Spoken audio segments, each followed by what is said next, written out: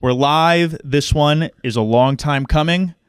I'm here with the one, the only New Jersey's finest, ChYld. Jersey. Woo! Jersey. Yeah. We were just talking a lot about Wawa and bonding over that before. Yes, How are you doing? How have you been? I'm good. Thanks for asking. How are you?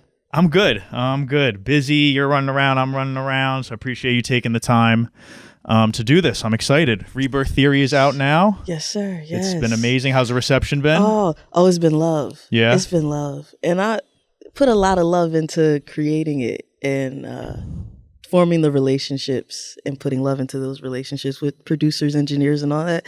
So like receiving that love back has been amazing. Yeah, it's good. It's I've seen a lot of growth, and as your career has gone on, and I feel like people are really starting to take notice, and it seems like you're well on your way. Oh, trying to. Well, doing. Yeah. So let's talk about, I mentioned that we're both from Jersey. You're originally from Camden. Yes. Right? And you also start the album off. CMD, yeah. Talking about Camden. Give me like a little background on growing up there, what life was like and what your experience was growing up. Well, I was growing up in Camden because I know the outside perception. Man, it was beautiful. It was fun. We had a lot of fun. So like summer times in Camden, I know is very dangerous, but like we're outside at recreational programs, playing, getting fed at these recreational programs. A lot of kids don't have stable homes. So like the community is still looking out for kids. I am very grateful that I had a great sense of community. So it's a lot of love. Although there's, these news reports and I lost friends due to gun violence in my hometown. Yeah, it's like the duality of growing up in a impoverished neighborhood or living in the hood. But I had a good time. Yeah, that's kind of what you touch on in the intro, or what is touched on in the intro, is kind of like that the focus tends to be on the tragedy more so than like the good stuff that might be coming from the city. Was that was that something you felt growing up, or is more so you look back on it? Like did it like feel as negative or as like in the moment? Like did you feel like that, or is it more so like looking back on? I think that's always been a thing. Like I was in a lot of recreational programs. I went to a creative performing arts high school, which at this high school did a lot of great shows. They've done murals in the city. We've performed at middle schools and elementary schools in the city. And yeah, some of them would, they would broadcast it on these news channels, but they're more so covering the deaths in the city, or they're covering the, there was a lot of previous mayors that did some scheming. So we'll keep it at that. They did as some mayors scheming. do. Yeah. So like covering that, and I feel like we should be covering more of the positive aspects that's coming out of our neighborhood. So then for the album, so like I said, we start off there. A few things I want to add. Everyone on that intro is from Camden, except the producer. Okay. So that the poet, Destiny Johnson, Camden, brother ChYld, that intro, him talking, which was released in like 2008. And I was like scrubbing the internet looking for like early mid 2000s music from Camden, New Jersey specifically. And I passed by his video, and that's where I took that, him talking from. Background singers are from Camden. Like that's cool. So that was obviously important for you then to get people that were from the city. Do you feel a lot of like support from people back home? Like do you feel like a hometown hero in a way a little bit? I won't put too much on myself, but I feel a lot of love from my folks. And there's like, I guess it is a notion in music to be like the last people to support you are from people from your hometown, which really like, those were the first people to find me shows and to put me on to other people that might be able to help me. So like I get a lot of love from my folks, but that's because I really value and respect community. I respect my elders. I give knowledge to the ones that's coming behind me. It's family. Yeah, I think you do a good job on this project too. Like you kind of talk about like wanting to leave, but not in like a negative sense, or like how some people are like, oh, I got to get out of my hometown. Like it's not that. It's more so like you want to go achieve things, bring it back to the city and represent the town and where you grew up.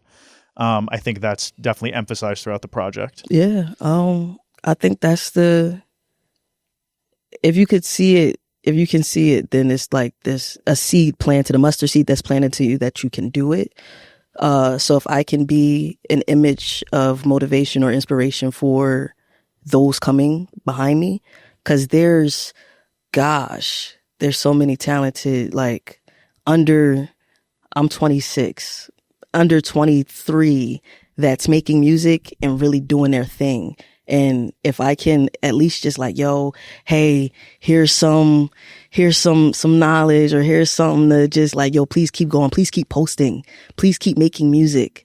If I could just do that, or just be like a model, I'm cool. So yeah, I'm going to go off into Narnia. I'm going to go off into Narnia. I'm going to get lost and try to figure it out. And then I'm going to come back and tell my folks, hey, I got lost here. Don't get lost here. Please stay on this course. Yeah. You touched on it. I think that's something I talk to a lot of artists with. And I think like even doing what I'm doing, it's kind of similar, but just like the consistency and just like doing it, like just keep doing it and keep going. Like that's the only way you're going to get there, and something's got to give. Like if you have the talent, you have the work ethic and the desire, like, and keep your intentions while you're doing it. Keep your intentions pure. Mm-hmm. Like, which is hard to do for a lot of people, man, because especially the bigger you get. It's about the music. It's about everything goes into the music. The foundation is the music. Yeah.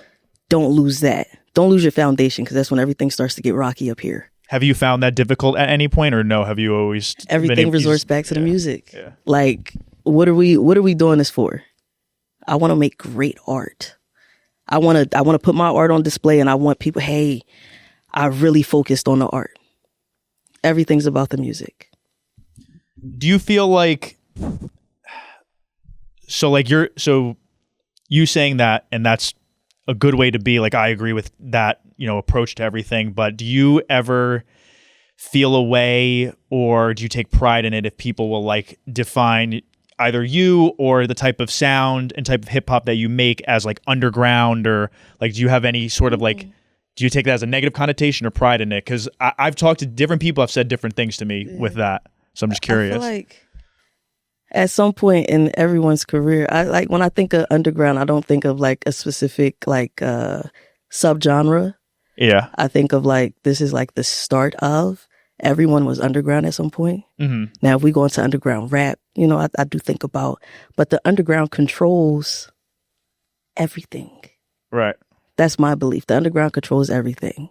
Yeah, it's like more the people, I guess. It's like the people kind of dictating that. But I had Kaicrewsade in here once. It had him and Flyanakin, and Kaicrewsade, I don't know how he got to it, but he started going off on a tangent, being like fuck that, I'm not underground, I'm above ground. Like I'm on the same things as like Beyonce. Like you could find my music next to hers on Spotify. Like I don't like being called underground. So like I've heard both sides. Oh, so no, I think the underground, I think it controls everything. I could understand that point, because some people try to downplay it. Right, yeah. But I think that's what he was getting at. Controls everything. Yeah. It's important. Actually, I met him. I went to his show in Philadelphia with my brother. It was a really dope show. He's awesome. He spit his ass off. Yeah. Yeah. Yeah, he's a good dude. All right, so project, one thing I want to ask about, or two things I want to ask about. Broad stylistically, with how you wrote out the album title, was there any deeper meaning or thought? Like, what was the thought process behind that? Because it just seems like something that was intentional. And then also I want to ask about the album cover. Okay. What was the inspiration or thought process behind that? The first thought process of like styling, I just thought it was cool. But also there's like ReBirth Theory. There's like a sense of there's this constant revolving thing to where you'll learn something new every day, and this past version of you kind of like dies off, but you're like reinventing yourself. So it's like reincarnation. You're going through this yearly, monthly, daily of becoming this new person. So that was like, with this album, it felt like, oh, I could listen to music from when I was 19 to when I'm 26 and see, oh, you've grown. You have different ideologies. You have different, you have a different, thought of love. You have a different thought of just being. But it was like rebirth. Here's a theory though. It's a theory, but it's definitely a rebirth here. But yeah, with the album cover, thank God, Community, I have a really dope team. So when I was like, yo, I'm working on another album, I hit my brother. My brother is extreme hip hop head. He put me on a Quelle Chris, extreme hip hop head. He connected me with some of his friends. Shout out to Jaden. Shout out to Scott. Scott is graphic designer. Jaden is creative director. He goes to school for fashion, but he puts pieces together. So when I'm like, hey, I have the music. Here's how I feel about the music. Can you put this into visual? Because I'm from the time that I went to Creative Performing Arts High School, I know that I am not a visual artist. I struggle with that too, so I get that. Yeah, I'm not a visual artist, and I'm cool with saying that. I know how I like to dress, but that's I'm more so. I was a dancer. I helped with the theater drama students. I helped with drama, and then I like to be with the instrumentalists and the vocalists. But I never went to the fashion design room, and I never went to the visual arts room. So when I'm thinking that, I'm like, yo, I need people. I'm not strong in that. I need people who are strong in that. So when it came down to shooting the album cover, Jaden put this whole mood vision board together, and he sent it to me, and I'm like, what the fuck are you on? Yo, it was so dope. I'm like, what the fuck are you on? And then Scott is sending oh, we're gonna have this is gonna be the font for everything, and this is gonna be this border for everything. Sent that to, I have two Alis. I sent that to both of my Alis. One Ali is a photographer. The other Ali is putting together the set and styling the clothes for the shoot. I love you guys. But no, I have a really dope team. So it was hey, here's the mood for my music. I know this audio. Can you help me bring it to this reality?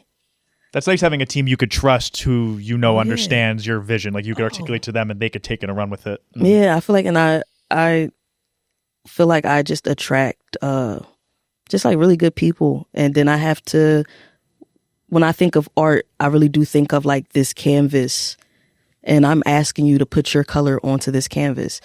I can't judge your color.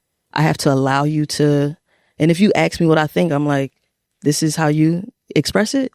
Cool. We can talk about it. We can find a middle ground to it, but I have to trust you with the canvas. So that's hard for a lot of people to do, I think. No, everyone wants to have control over everything, kind of. There's this collaborative setting of creating that has to be, I have to allow people in. Mm-hmm. I want to know what you think. Hey, here's the brush. What brush do you want? What color do you want? Please add to this canvas. And if you are in that realm of me asking you that, that's because I really trust you're you take your 10,000 hours very serious in your craft. Mm-hmm. I'm not just asking somebody on the street.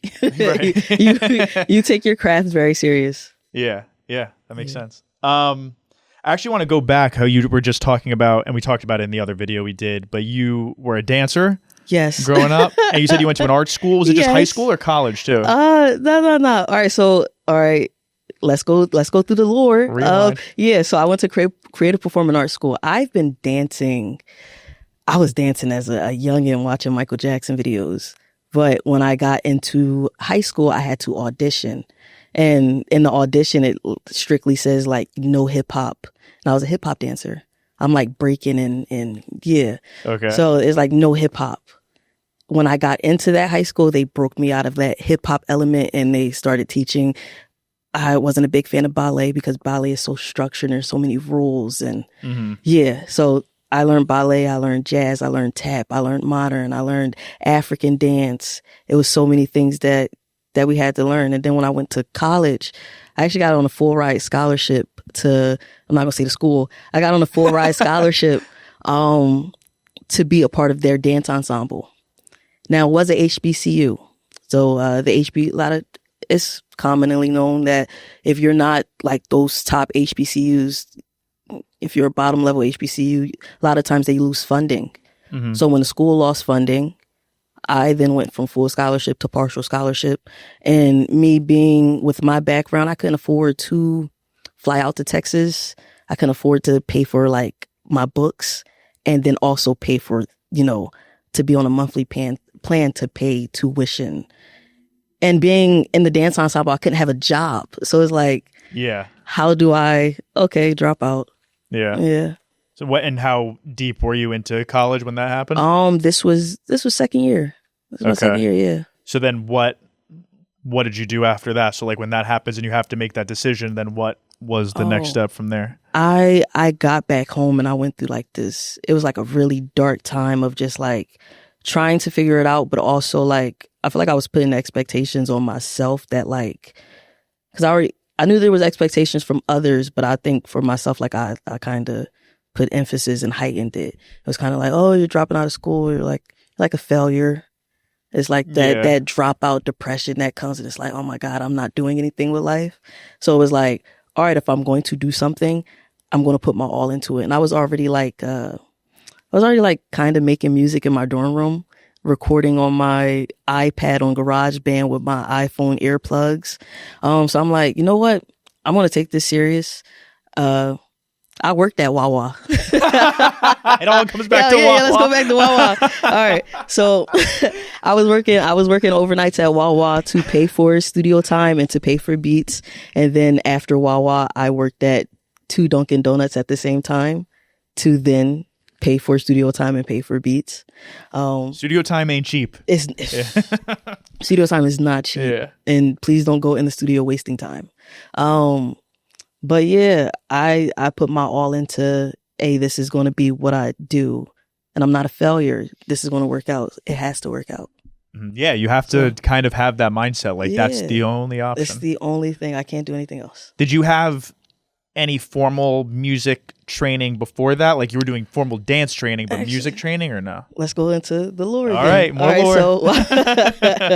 So, I played like a range of instruments since elementary school, but when I got into high school, I was on a dance team with the Camden High School marching band.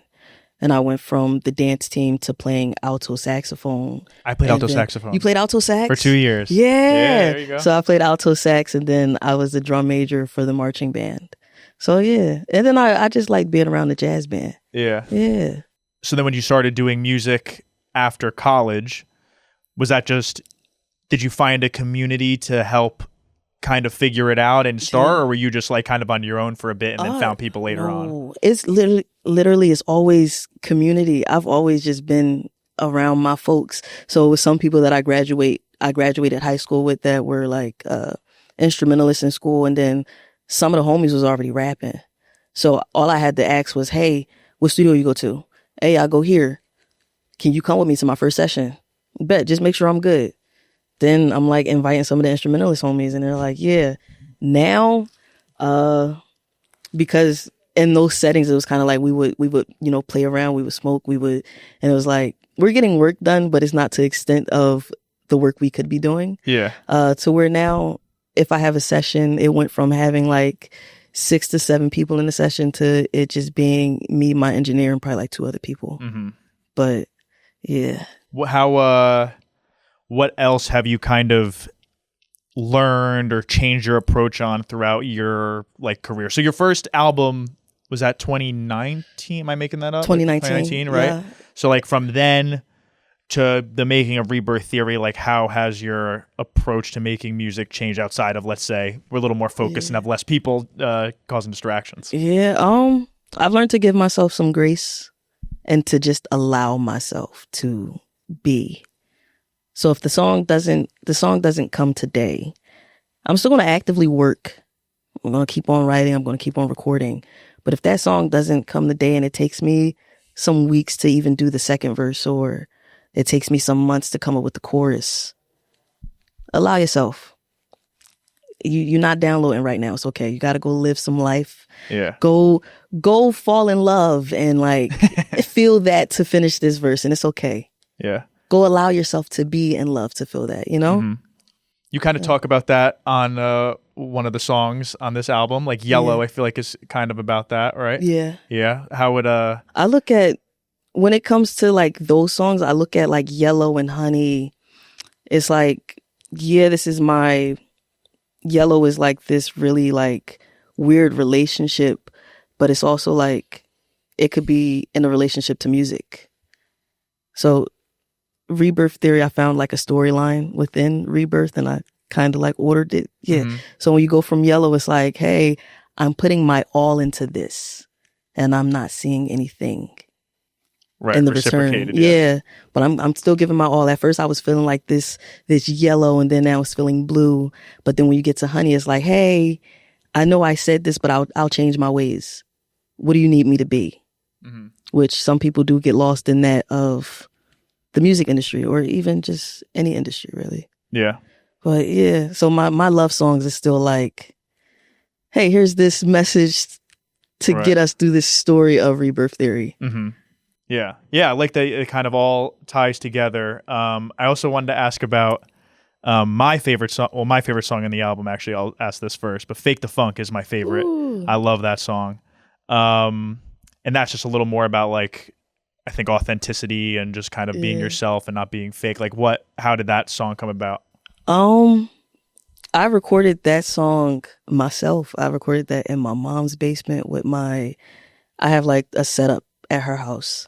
And I was just there. I was just like, I'm tired of some fake ass motherfuckers. I'm tired. Yeah. Yeah. I'm tired of people faking the funk when really, I don't know. I pride myself on just being myself. So like showing up as your most authentic self. Like really, when you're around me, I want you to be exactly who you are. We'll figure it out. Like, just be you. You don't gotta fake cool. You don't have to like, if I say I like blah, blah, blah, you don't have to then like blah, blah. A lot of people struggle with this though. You don't have to do Which like, yes, I would like to think I'm not one of those people. And I definitely feel like you notice a lot of people struggling with that. Yeah. Yeah, it's weird. I almost feel the opposite. I almost like want to not like just be a contrarian. Sometimes I have to fight that urge, like just to not want to be the opposite. I appreciate that. But that's kind of the same thing in a way, like just being the opposite just for the sake of being. Now we got something to talk about. Yeah, yeah. But sometimes you're just doing that just to be different. You don't gotta be a contrarian. Just like if I say I had a friend that I hit today was like, yo, let's go get pho.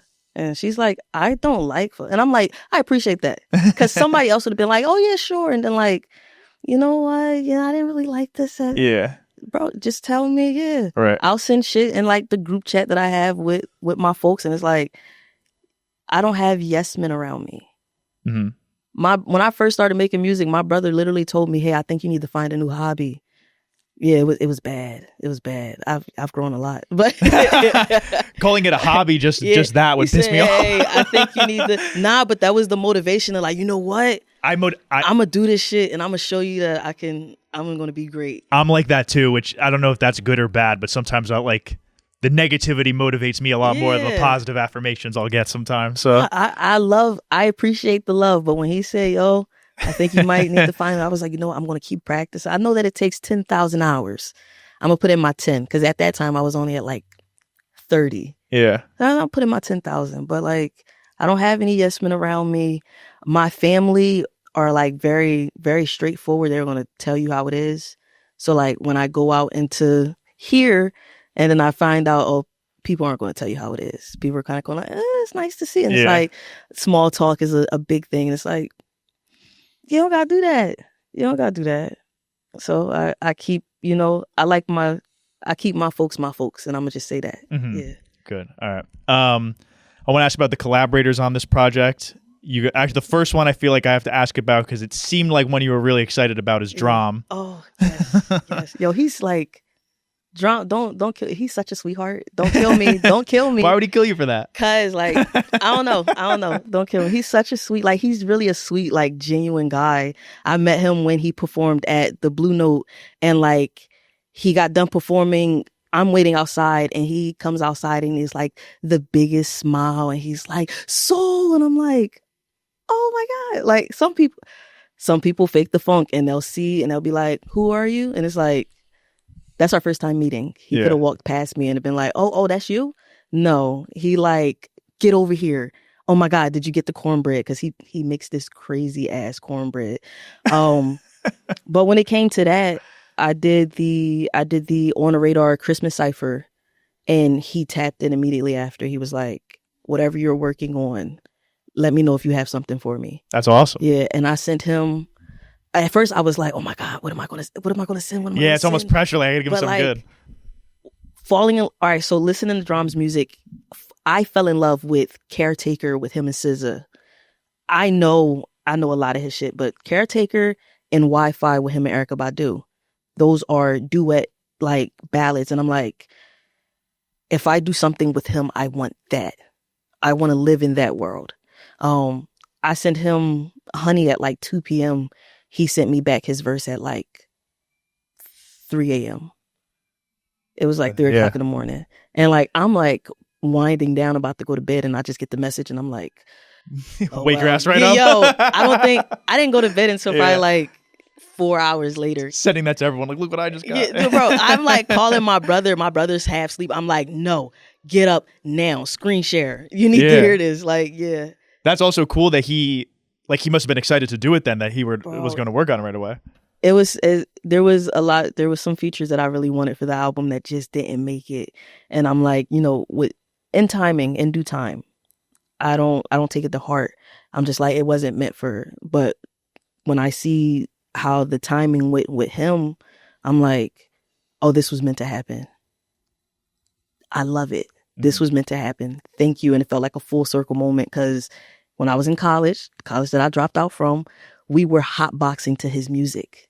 Yeah. Yeah, it was like, yo, throw ba ba ba on and put it on the shuffle with the playlist. And it's like, oh shit. So I'm telling my college friends like, yo, I got a drum feature. And they're like, yo, we used to smoke to. Yes, it is. That's crazy. It is crazy when shit like that happens. Yeah, man. Well, can you reveal some of the features that didn't make it that might happen later? Or you want to keep that a secret I'll still? keep that. All right. I'll keep that. All right. I respect that. Had to ask. Kaicrewsade on Travel. Ooh, that's my guy.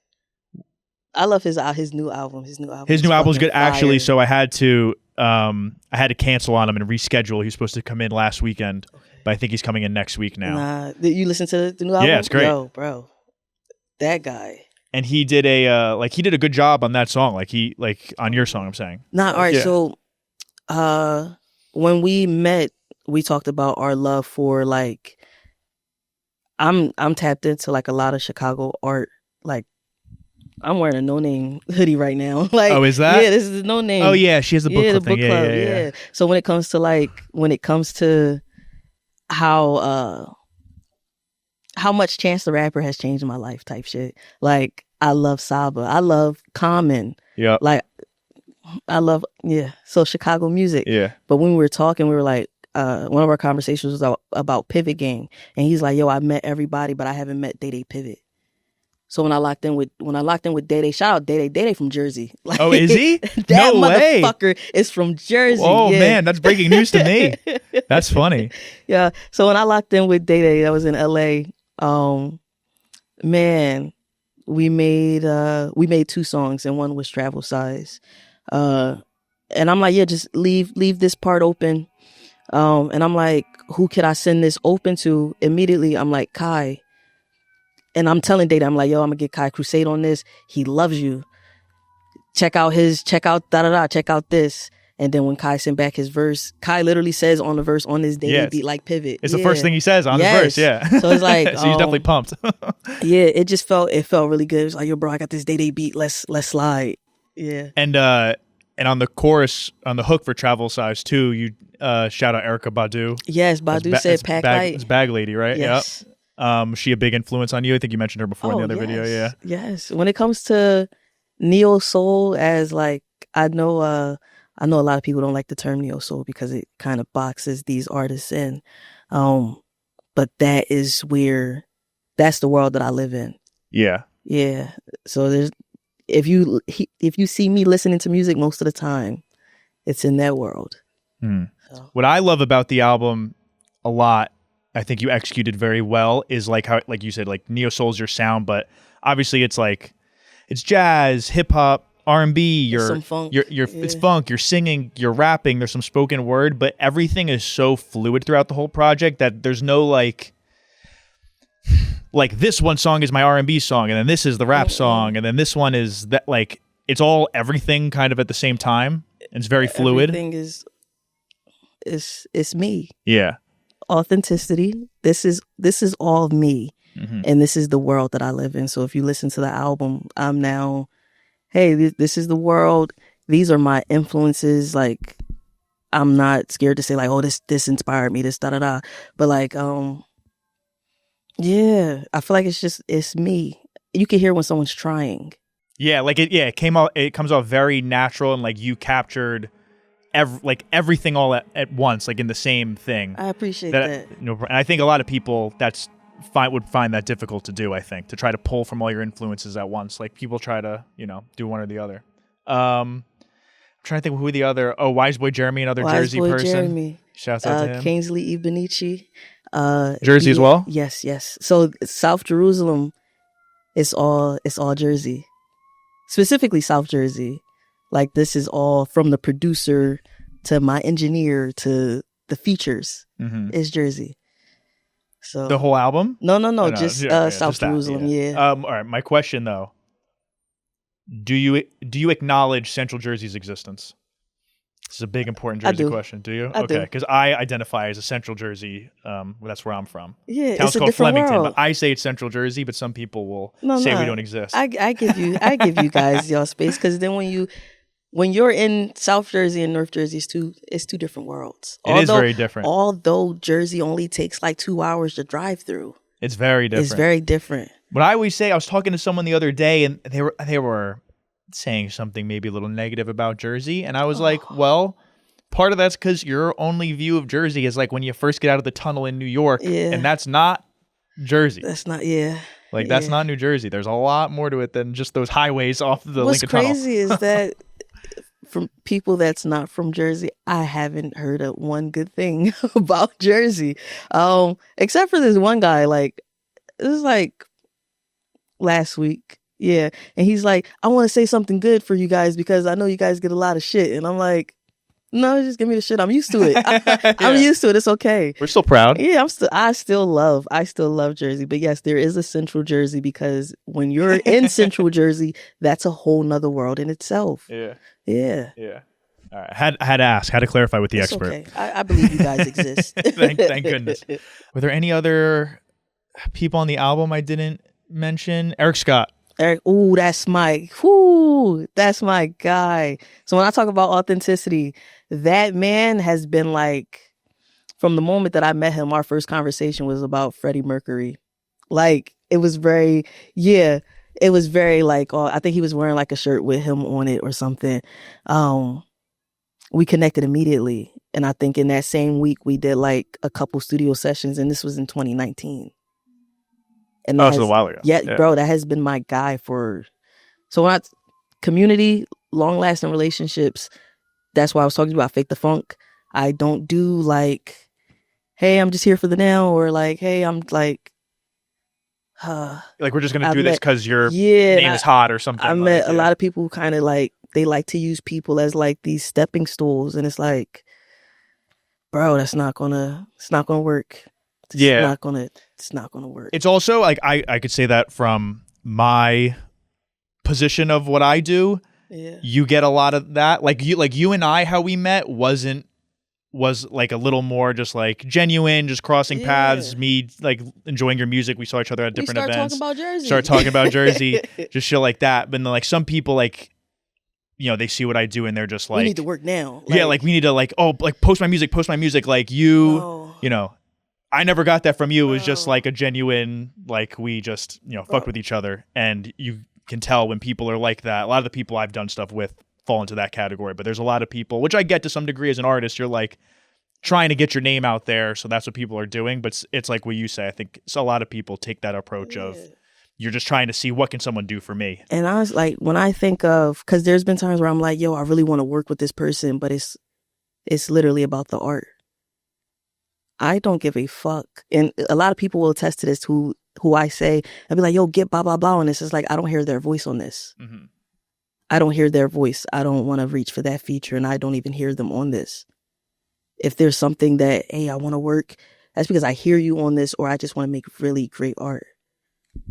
It's something that happens organically also, like with your example with DRAM, like that usually leads to more excitement and probably a better end result. That is Honey is a really great fucking song. Like, yo, every time I listen to it, I'm like, oh my God, this is real. But it wasn't on some, oh, you have blah, blah, blah followers and you did this and you got 2 million. Da, da, da. Yeah, it wasn't on that's that. the number one thing. That's the number one thing I always notice too is when people meet you, they're like, let me see your Instagram. They don't want your number. They want your Instagram so they could like size you up. Yeah, like that's like a big thing. Oh, now it's really great to meet you. Yeah, it's like, right. no. Yeah. Their attitude changes a little bit. Bro, no. We don't give a fuck about that. Just be human. Yeah. Be human. Yeah. But yeah, like, I don't know. Some people, it's hard. But I have a few questions I wanted to ask that are not related to the album. Okay. So I want to ask about, you dropped earlier this year a 2-pack. Ooh, bad that bitches said, yeah, can be bad conscious bitches can be rappers conscious too. rappers too. So I want to ask about that because that seemed like you had a something behind that, something that inspired that title. So that title came from me and my brother talking about chicken wings. It's like real. It's like real off. He's like asking me. He's at this well-known chicken spot. Yeah. So he asked me. He's like, "Hey, do you like Blank's boneless wings or do you like their chicken tenders?" And I'm like, neither. Like, I only do bone-in wings. I like flats. Give me flats. I like drums. You like drum? Yeah. You're a drum guy? Yeah, all right. drum guy. I like flats. So he's like, okay, bougie. And I'm like, I said like, bad bitches love bone-in wings. And he's like, bad bitches love bone-in wings. And he's like, bad bitches can't be conscious rappers. And I'm like, actually, yes, we can. And then I'm naming something that, and he's like, I dare you. And I'm like, bet. That's funny. Yeah, that's a great story. It came off a dare. Yeah. Oh, that's funny. I like that. All right, glad I asked. And then I guess something that maybe could be pseudo related to that. I saw you tweeting a lot about that happened semi-recently, the Cardi B and Nicki Minaj beef. I don't know. I don't know how much you want to touch on that, but you seem to have a lot to say. So I just wanted to. I didn't. You didn't like it going onto the internet. It was what I felt like your. I didn't want to sidetrack us from knowing that ChYld dropped a really good album titled ReBirth.Theory. I don't know, because all right. So I think we were really spoiled with some of the rap beefs because they were like on track. So it's like you got these really great songs out of these rap beefs. I don't want tweets. I want to see you get in a booth. Yeah. I want to hear what you're going to put on a song. So you find entertaining the rap beefs? That's hip hop. Yeah. That's hip hop. Roxanne Shante. Yeah. First song is literally a diss track. MC Light. What is this? 10% diss. That's hip hop. And I'm only naming the female rap. Mm-hmm. These are diss tracks. I think the problem with rap beefs in 2025 is that the internet and stan culture has kind of taken it over and made it a little less fun. And some of it at a certain extent it looks performative. Yes. Like if you going beef, I really need you, like, I don't care about how much this streamed, or I want you to drop bars and you really don't like this person. I want to feel how much you don't like them. I want to know, what did you say about their mom? Like, I want to know that. Like, I don't want, no performative rap beefs. Yeah. And then one other question I had is, who are other... Well, actually, I guess I should say this. I asked you about, like, being labeled underground. How do you feel if people label, like, female rap as if it's, like, a genre? I feel like that happens quite a bit. At first, I used to hate it because I'm like, oh my God, like, I'm a rapper. You don't have to put female rapper in front of that. But now it's kind of like how you look at the NBA and WNBA. It's still competitive sports. Yeah, respect. Like, there's male rap, there's female rap, there's NBA and there's WNBA. Like, gosh, what's her name? That's like dominating WNBA. A starts with an A. Asia Wilson. Asia Wilson. Yes, Asia Wilson. Like, she's a fucking beast on the court. I'm cool with knowing that she can whoop all of their asses. I'm okay with knowing that, like, most known, LeBron, I'm okay with knowing LeBron can be, in their respective fields. I'm okay with knowing that. I don't feel any type of way towards it anymore. At first I was like, but now I'm kind of like, it's okay. Yeah. Yeah. I think there's a lot of women who are killing it right now. Oh, I bro. think it's... This is, oh my God, because I know it's a male-dominated sport. Women in rap are fucking crazy. Yeah. I think they're kind of dominating right now. Bro, yes. Yeah. Yes. They're fucking crazy. Yeah, like Samara Sin, I feel like has a lot of buzz. Samara, there's Win. Win's been Mona doing a lot. Leo. Mona Leo's new album is good. Fucking crazy. Yep, her new album is good. What? Rhapsody dropped the collab Mad Lib. Yep. Yo, fucking Tierra Whack. Tierra Whack. Little Sims Philly. is on tour. Yep. Like Little Sims might have one of the better albums of this year too. Bro. Yeah, she's very good. That motherfucker's nasty. Talented. And she's like, isn't she acting now too on something? Is. That's crazy. She is. But I think when it comes to like rapping and acting, I think some of the really great rappers make really great actors. Like, so you get like a Mos Def type shit. Yeah. Or like even, I think Common did a good job when Common's been a good actor, yeah. Yeah, Queen Latifah. Yep. So like, yeah. I feel like people just like forget Queen Latifah was an artist first at Really? this point. Oh, I think but so. She Jersey. Yeah, I know because she's Jersey. She is Jersey, yeah. Yep. Yeah. You ever want to get into acting? Oh yeah. Hell yeah. Yeah. I want to do anything that I set my mind to. So when I say like at this high school, I was in every major. I was a lighting technician. I was a sound tech. But also, if he needed an understudy, I was on stage for him. Like the drama teacher, I was on stage. He said, "Hey, we need this part." I was with the vocal students. I wasn't singing that much, but I'm like, yeah, I want to learn a little, harmony or whatever. I'm watching the jazz students. I'm like, okay, bet this is okay, cool. This is a different scale than what I normally know. Thank you. I'm taking note from every major. I want to do everything. And then maybe one day I'll step into visual arts. Yeah, we're not there yet. That might be the last one to get to. Yeah, not yet. I'm trying to think of what else I wanted to ask before we wrap it. Oh, I know. Your hats. Oh, my hats? Yes. You have a very distinct style with your hats. I wanted to ask about that. Yeah. Like, what do you got? This is just a bigger beanie right now. I feel like you wear like... I actually made this. Really? Yeah. This was another hidden... I asked you about hidden talents. Oh, well, yeah, I make some of my hats. Okay. So like that big yarn hat. Uh-huh. I made that. Really? I love really good hats. Shout out to Saba, because when I first met Saba, I asked him about his hats.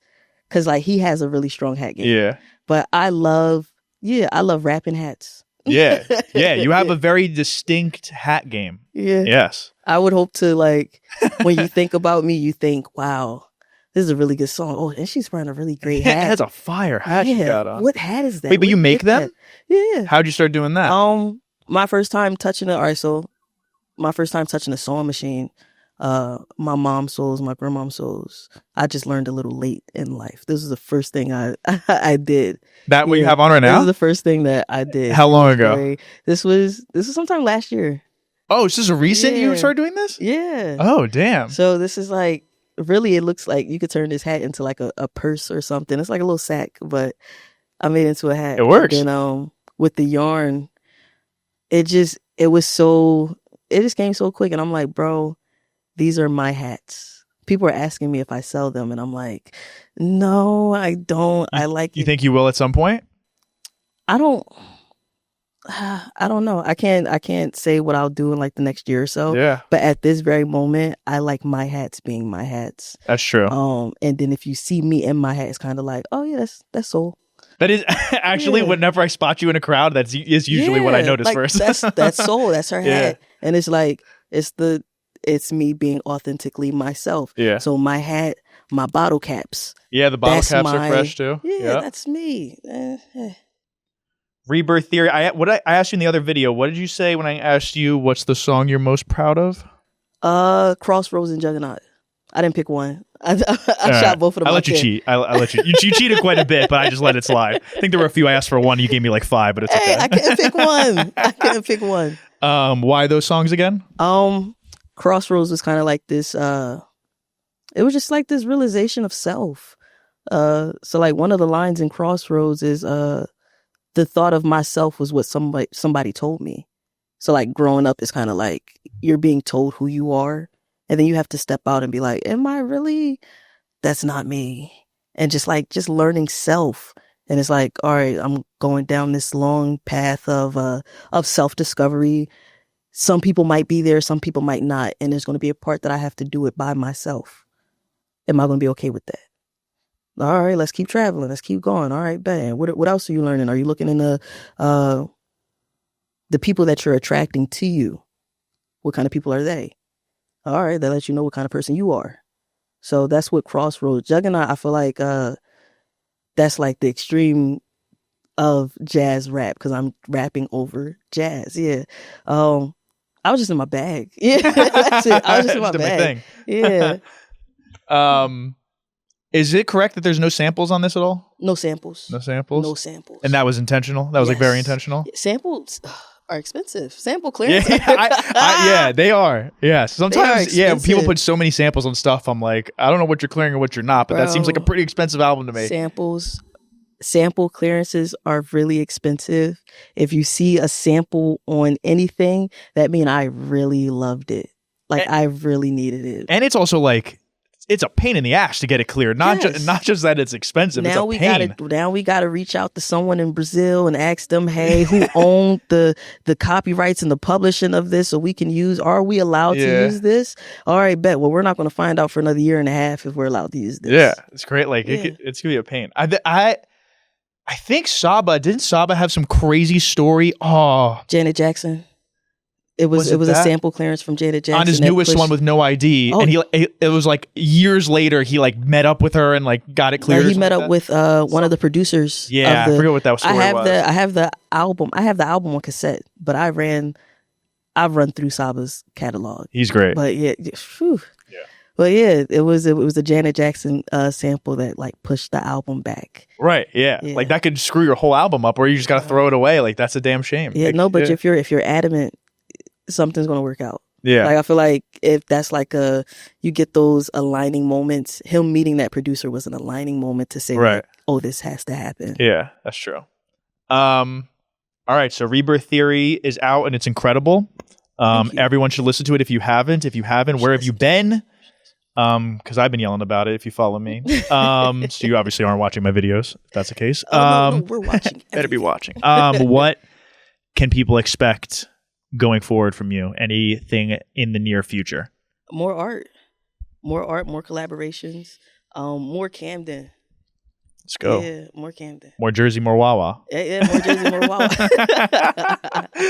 I think that's art is really about the foundation, man. So seeing what's the next level that I could take this and which way can I explore into other realms of music. So yeah. All right, great. Where can people follow you? Last thing? Where you can follow me, SOL.CHYLD on all platforms. Go stream the music. Go buy the music and go stream the music. Actually, do what you want. Just go listen to it. You might like it. So, yeah. I can guarantee you'll like it. Thank you for being here. Appreciate you. I appreciate you, man. Thank you. Yeah. All right.